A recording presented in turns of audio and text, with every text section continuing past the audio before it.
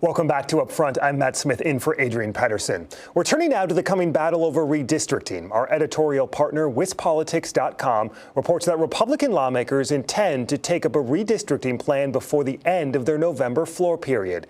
It'll then be up to Governor Tony Evers to accept or reject the legislature's plan.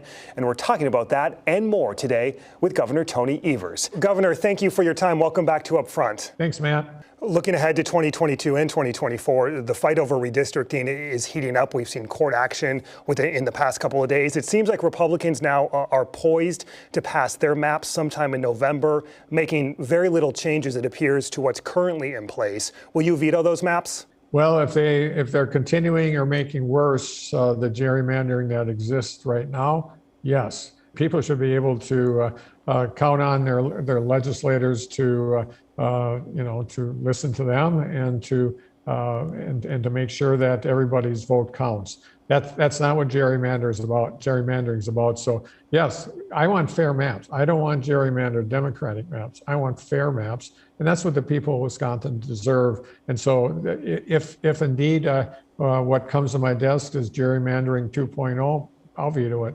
Is there any scenario in your mind as we sit here today that any type of deal can be reached between you and the legislature? Well, you never say never, but I can't imagine that will happen. But if there's some magic that will happen between now and when it gets to my desk, of course I'll consider it. But the expectations aren't real high about that. Will these maps be drawn and will this be settled by the Wisconsin Supreme Court or in federal court? Well, who knows? Right now we have litigation in both venues. It could end up in both. The history on this in this state has been that a three-judge panel, which we now have in the federal court, will draw the maps. Of course, our Supreme Court seems to be interested in a role here. So it's going to work out. If it goes to court, it's going to work out. And I feel confident that the people of Wisconsin will have fair maps. Governor, your race, along with the race for Michigan governor and Pennsylvania governor, were featured in the New York Times this past week. Looking ahead to 2022 and 2024, you recently vetoed a number of GOP election bills. What do you see as your role as a Democratic governor when you look ahead to 22 and 24? Well, certainly I have to play goalie against bad legislation.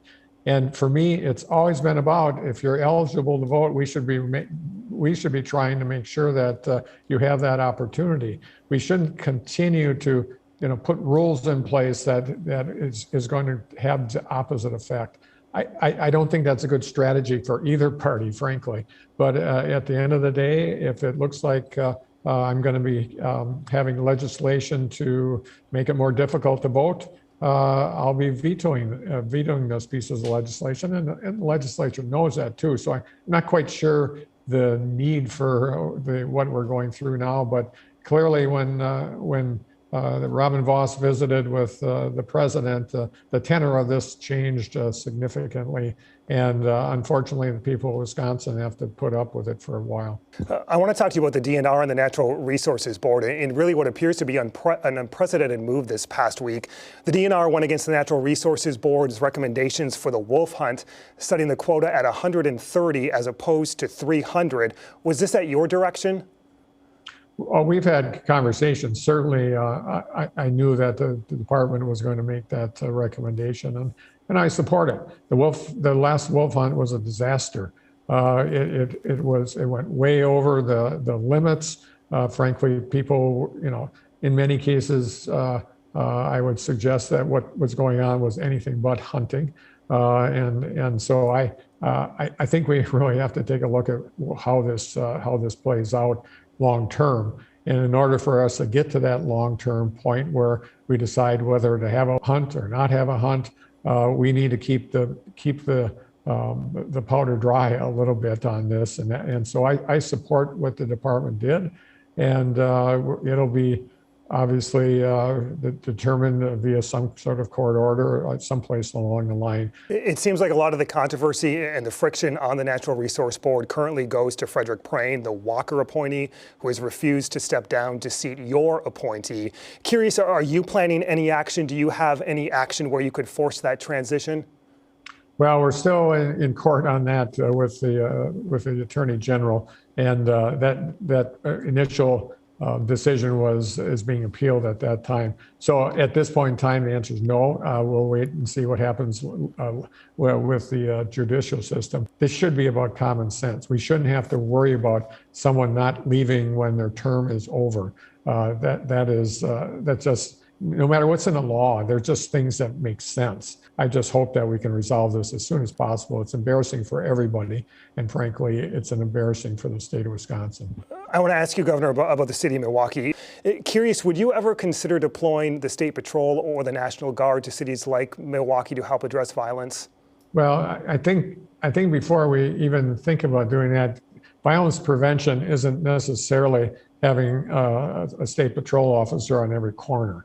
Violence prevention, and you heard it from the community leaders yesterday in Milwaukee, talked about the importance of making sure that we're intervening early so that these things just kind of overrun. If the mayor and the county executive decided that they needed more help in certain areas, we'd consider it. But this isn't about establishing a police state in Milwaukee. This is about making sure that violence prevention works and that we have the resources necessary to stop it before it starts. But of course, what's happening is unacceptable. There's just no two ways about it.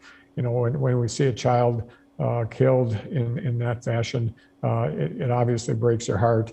But at the end of the day, we have to make sure we react in a way that's actually evidence-based and that we can actually make a difference. This will be an issue in the 2020 race for governor. This past week, State Senator Lena Taylor announced her candidacy for lieutenant governor. Do you want her as your lieutenant governor? I'm just sitting back and waiting for the field to appear. I know Senator Taylor well. She's done a good job in the legislature over the years, but it'll be a big field, and I'm very happy that there's going to be a big field. That people of Wisconsin deserve to have some choices. So you anticipate a primary for lieutenant governor? Oh, for sure. Governor Tony Evers, we tried to get a lot of issues in. We appreciate your time like always. Thank you so much. Appreciate it. I also asked the governor whether he would sign the constitutional carry legislation being introduced again by Republicans. You can see his answer and our full interview on our website in the upfront section of WISN.com. Coming up, another election, this one in a recall in the Mequon-Thiensville School District. I'll ask the recall organizers why they feel their school board has to change.